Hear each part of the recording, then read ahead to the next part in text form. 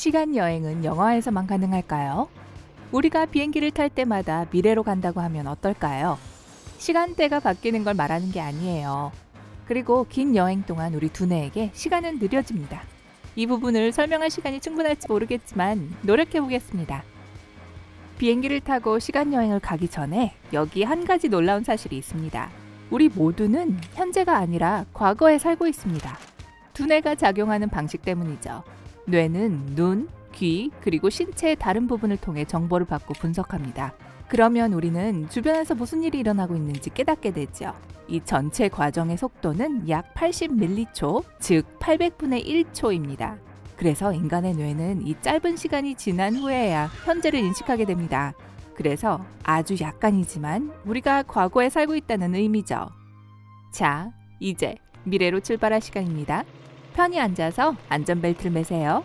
걷거나 달리거나 차를 운전하거나 하늘을 날 때처럼 공간을 움직일 때마다 여러분의 시간은 움직이지 않는 사람과 물체에 비해 약간 느려집니다. 과학자들은 이 시간 속도의 차이를 측정하기 위해 초정밀 원자시계를 사용했습니다. 위험한 물건 같은 이름에도 불구하고 이 시계는 절대 안전합니다. 초를 측정하는 대신 원자의 진동만 기록하죠. 간단히 말해서 세계에서 가장 정확한 시계입니다. 너무나 정확해서 37억 년에 단 1초밖에 늦어지지 않습니다. 그때 우리는 없을 테니까 그냥 제 말을 믿으세요. 과학자들은 두 개의 원자시계를 준비했습니다. 둘 다 초당 수조회 진동하는 알루미늄 원자를 가지고 있어요. 과학자들은 하나의 시계에 약한 전기장을 적용하여 원자를 움직이게 했습니다. 실험이 끝났을 때 움직인 시계는 1초도 채 안 되는 시간만큼 늦어졌어요. 비행기에 탑승한 우리에게도 똑같은 원리가 작용합니다. 시간이 느려지지만 느껴지지도 않을 정도이기 때문에 문제가 되지 않는 거죠. 하지만 중력 또한 시간을 더 느리게 만듭니다. 우리가 중력원, 즉 지구에 가까워질수록 시간은 더 느리게 갑니다. 일란성 쌍둥이가 있다고 가정해 볼게요. 한 명은 엠파이어 스테이트 빌딩의 1층에 살고 다른 한 명은 그 꼭대기에 삽니다. 80년 후 꼭대기에 살던 쌍둥이는 1층에 사는 쌍둥이보다 900억 분의 1초 더 나이가 들게 됩니다. 이것은 모두 쌍둥이 몸의 분자 구조의 변화 때문입니다. 그래서 중력이 약간 높은 고도에서 비행기를 타고 있으면 몇 나노초씩 더 빨리 늙게 됩니다. 그리고 이 현상은 비행기를 탈 때마다 발생하죠. 하지만 비행기 속도가 훨씬 더 높으면 어떨까요? 만약 거의 빛의 속도로 가속될 수 있다면요. 그건 거의 시속 11억 km라는 사실을 기억하세요. 그래서 거의 이 속도로 비행할 수 있다면 시간이 훨씬 더 많이 느려집니다. 기내에서의 2시간은 지구에서의 20년으로 변할 거예요. 그리고 만약 빛의 속도보다 더 빨리 갈 수 있다면 인과관계가 깨질 수 있어요. 자연의 법칙에 따르면 원인이 먼저이고 그 다음에 결과가 나타나죠. 쉽게 말해서 먼저 승무원에게 물을 달라고 한 뒤 물을 받게 된다는 뜻입니다. 먼저 물을 받고 나서 물을 달라고 하는 일은 있을 수 없어요. 하지만 빛의 속도보다 빨리 이동한다면 가능한 일입니다. 광자, 즉 빛의 분자는 태양에서 지구까지의 거리를 8분 안에 이동합니다. 빛의 속도로 이동할 수 있는 비행기에 타고 있는 우리는 8분 전 태양에서 발사된 광자를 따라잡고 있습니다. 우리의 속도가 빨라지고 어제 태양이 쏘아 올린 광자를 따라잡습니다. 그리고 일주일 전, 한 달, 1년 전 우리는 과거로 날아갑니다. 우리는 1억 5천만 년 전에 지구에 도착합니다. 지구에서 발견하게 될 공룡, 암모나이트, 그리고 바다 괴물보다 더 흥미로운 사실이 있어요. 바로 고대 지구의 하루는 24시간 대신 23시간 동안 지속되었다는 사실입니다. 지구의 천문학적인 하루는 매 세기마다 2밀리초씩 증가합니다. 따라서 2억 년 후에는 하루가 25시간이 될 거예요. 이것은 바다와 해양의 조수 덕분에 지구의 자전 속도가 느려지기 때문입니다. 좋아요. 미래로 돌아갑시다. 하지만 우리가 살고 있는 시대 말고요. 기원전 1500년경으로 가보죠. 당시 사람들은 해시계로 시간을 측정하는 방법을 터득했습니다. 해시계의 그림자는 왼쪽에서 오른쪽으로 움직입니다. 그래서 시계바늘도 이 방향으로 움직이는 거예요. 좋아요. 모두 다시 탑승하세요. 19세기 영국으로 갑니다.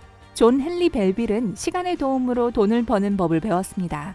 사업의 요점은 매일 벨빌 씨가 직접 관측대에 있는 그리니치 표준시에 자신의 시계를 맞춘 다음 고객들의 집을 방문하면서 돈을 받고 정확한 그리니치 시간을 알려줬다고 합니다. 그가 죽은 후에도 오랫동안 사업이 번창했고 그에 따른 노년까지 아버지의 노력을 이어나갔습니다. 여행이 끝났고 우리는 2020년으로 돌아왔습니다. 비행기에서 내리기 전에 한 가지 사실을 더 알려드리죠. 만약 지구의 역사를 24시간으로 본다면 인류는 밤 11시 59분에 등장한 셈입니다.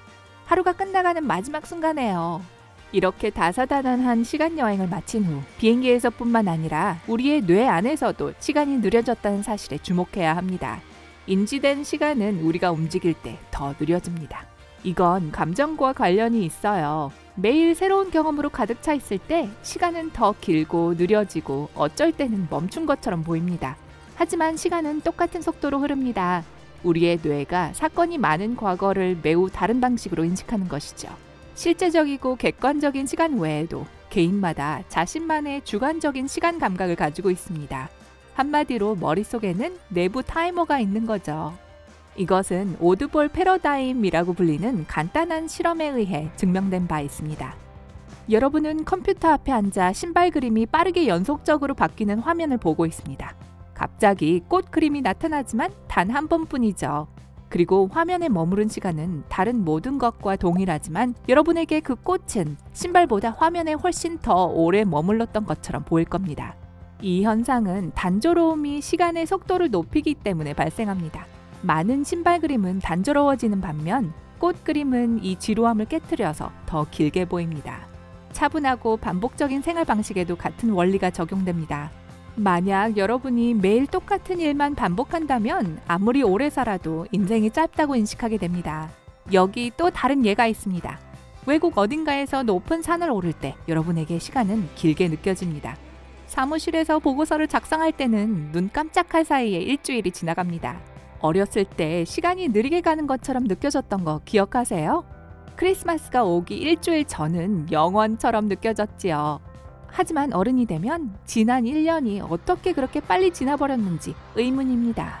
이런 현상은 우리가 어린 시절에는 매일 매 순간 새로운 감정을 경험하고 새로운 경험을 하기 때문에 발생합니다.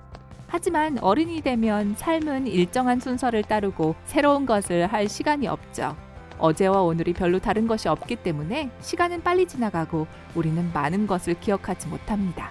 하지만 해결책이 있습니다. 여행이죠. 여행은 특별한 마법을 갖고 있어요. 여행하는 동안 우리는 미지의 것에 몰두합니다. 새로운 장소를 방문하고 한 도시에서 다른 도시로 이동하고 작은 것에 더 많은 관심을 기울이고 새롭고 흥미로운 것을 배우죠. 잠시 동안 다시 아이가 되고 시간은 느려집니다.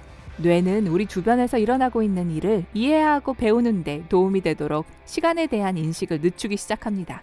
그러면 하루가 더 길게 느껴지게 되죠. 삶이 더 풍부해집니다. 교훈은 이렇습니다. 바나나처럼 싸세요.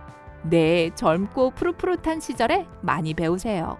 그렇지 않으면 나이가 들어 너무 익어버렸을 때 쉽게 썩어버릴 수도 있으니까요.